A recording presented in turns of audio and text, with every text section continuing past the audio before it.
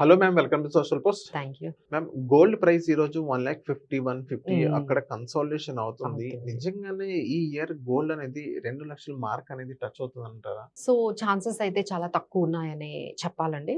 So, silver కూడా 2,50,000 దగ్గరే stuck అయింది. అలానే గోల్డ్ కూడా 1,50,000 మీరన్నట్లుగా 1,50,000, 1,000 ఈ రేంజ్‌లో ఉంది. అసలు గోల్డ్ దేని మీద అంటే ఏ ఏ ఫ్యాక్టర్స్ మీద డిపెండ్ అయ్యి ఉంది అంటే ఫస్ట్ థింగ్ ఏంటంటే crude oil prices.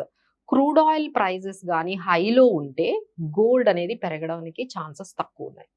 So, crude oil prices ఇప్పుడు మనం చూసుకున్నట్లయితే 113, 115 డాలర్స్ ఒక టైంలో 100 ఈ రోజైతే కొంచెం అంటే ఈ ట్రంప్ ఇచ్చే స్టేట్మెంట్ బట్టి క్రూడ్ ఆయిల్ ప్రైజెస్ అనేవి అలానే ఈ Iran war with US and with other middle ఈస్ట్‌లో ఉన్న ఈ స్ట్రెయిట్ ఆఫ్ హార్మోజ్‌లో ఉన్న సిట్యుయేషన్స్ బట్టి క్రూడ్ ఆయిల్ ప్రైస్ అనేది చాలా ఫ్లక్చుయేట్ అవుతుంది. ఒకేసారి $100కి వెళ్తుంది. మళ్ళీ 100 నుంచి $120కి వెళ్తుంది. సో, ఈ విధంగా ఈ సిట్యుయేషన్ ఎప్పుడైతే $100 అబోవ్, $113 అబోవ్ ఉంటే this is very negative for gold. So, ఎన్ని మంత్స్ అయితే మనకి క్రూడ్ ఆయిల్ అనేది 110, 113 ఉంటుందో గోల్డ్ అనేది పెరగదండి.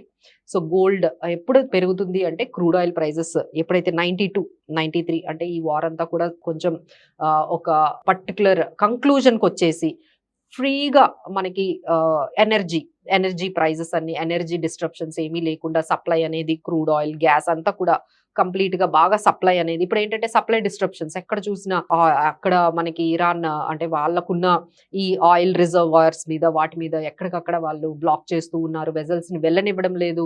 అక్కడ షిప్స్ అన్నీ కూడా స్టాల్ అయిపోయి ఉన్నాయి. ఈ విధంగా అందరూ కూడా బాగా ఇబ్బంది పడుతున్నారు. దానివల్ల క్రూడ్ ఆయిల్ ప్రైజెస్ పెరుగుతున్నాయి. So, that is going to be very negative.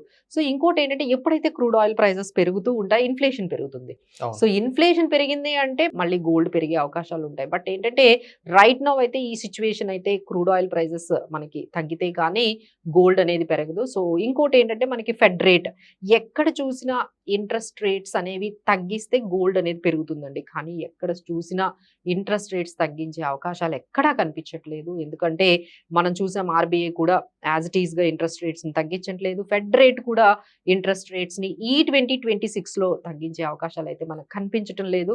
So, దీనివల్ల కూడా గోల్డ్‌కి నెగెటివ్ అని మనం చెప్పొచ్చు. సో, ఈ రేంజ్‌లోనే maybe gold and silver could be in the range of between ఈ 1,49,000, 1,50,000 ఇక్కడే మనకి కన్సాలిడేట్ మీరన్నట్టుగా అవుతూ ఉంది. అలానే సిల్వర్ కూడా 2,50,000. సో, ఎనర్జీ ప్రైజెస్ అయితే గోల్డ్‌ని బాగా ఈ ఇయర్ డామినేట్ చేస్తున్నట్టుగా కనిపిస్తున్నాయి. అప్పట్లో gold and silver as the most precious అనుకునేవాళ్ళు. దీనికి యెస్. మించి ఇప్పుడు ఎనర్జీ, గ్యాస్ తర్వాత ఎల్ఎన్‌జీ తర్వాత మనకి ఈ క్రూడ్ ఆయిల్ అనేది ఎంత ఇంపార్టెంట్.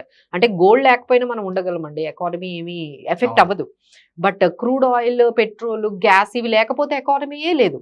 సో, ఈ విధంగా మనకి ఫోకస్ అంతా కూడా 2026లో అసలు స్టార్టింగే ఈ ఎనర్జీ మీదే ఫోకస్ అంతా వెళ్ళిపోతూ ఉంది. సో, దానివల్ల గోల్డ్‌కి షైన్ అనేది తగ్గిపోయిందని మనం చెప్పొచ్చు. బట్ ఇలాంటి ఇంకోటేంటంటే గోల్డ్‌ని ఏం చేస్తున్నారు అంటే ఎప్పుడైతే ఇలాంటి సిట్యుయేషన్స్ వస్తాయో, క్రైసిస్ వస్తాయో గోల్డ్‌ని అమ్మేస్తారు. యెస్. ఎందుకంటే వాళ్ళకి మనీ కావాలి, లిక్విడిటీ కావాలి. ఇప్పుడు మీరు మిడిల్ ఈస్ట్‌లో చూసారనుకోండి వాళ్ళు ఇప్పుడు అంత సేల్ చేయలేకపోతున్నారు. ఎక్కడికక్కడ వాళ్ళు ప్రొడక్షన్ కూడా ఆపేసుకున్నారు. సో, ప్రొడక్షన్ ఎందుకంటే వాళ్ళు మోస్ట్‌లీ వాళ్ళ ఎకానమీస్ అన్నీ కూడా క్రూడ్ ఆయిల్ మీద డిపెండ్ అయ్యి ఉంటుంది. ఎప్పుడైతే క్రూడ్ ఆయిల్ ప్రొడక్షన్ ఆగిపోతుందో, షిప్‌మెంట్స్ జరగడం లేదో వాళ్ళు ఏం చేస్తారు ఎమర్జెన్సీ టైమ్‌లో గోల్డ్‌ని అమ్మేస్తూ ఉంటారు. మరి వాళ్ళ ముందు సర్వైవ్ అవ్వాలి గదా!